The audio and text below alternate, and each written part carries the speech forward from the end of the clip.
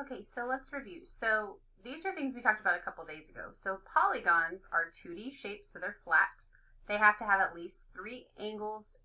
They have to have straight sides, and they have to be closed. And the ones that we talked about were a triangle that has 3 sides and 3 vertices, a pentagon that has 5 sides and 5 vertices, a quadrilateral, which we talked about a lot today. We're going to talk about that one in a minute.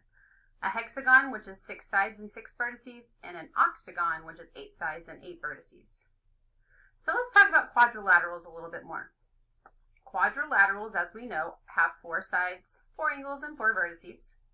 And there's a few that we talked about. So we know that we can have a trapezoid, and a trapezoid, remember, can have one set of parallel lines. So the top and the bottom are going to be the same, the top and the bottom are going to be parallel, meaning that they're never ever going to cross. Or sometimes it might be on the side. It just depends on how the trapezoid is actually drawn. We also have parallelograms. Remember, a parallelogram has to have 2 sets of parallel sides, and the opposite angles have to be the same. So this side and this side are the same, and this side and this side are the same. They're parallel. They're never ever going to touch.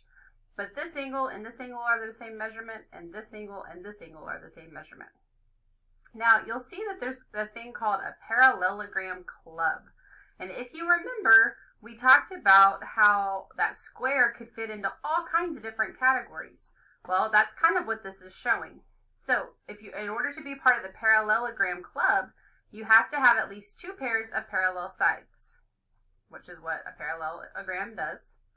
Inside the parallelograms, you can see that we also have a rhombus, we have a rectangle, and we have a square, and those are all considered parallelograms. So for the rhombus, in order to be part of the rhombus club, you have to have 4 equal sides. So a rhombus has 4 equal sides.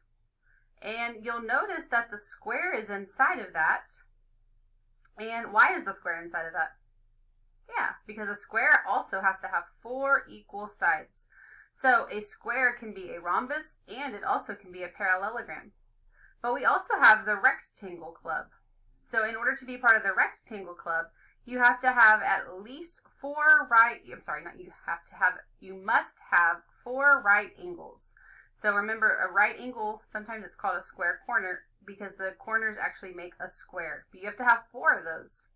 So in order for you to be part of the rectangle club, you have to have those 4 right angles. But you'll also notice that the square can be part of the rectangle club. So the square can be a special kind of rectangle, and it also can be a rhombus, and they all are inside this parallelogram club.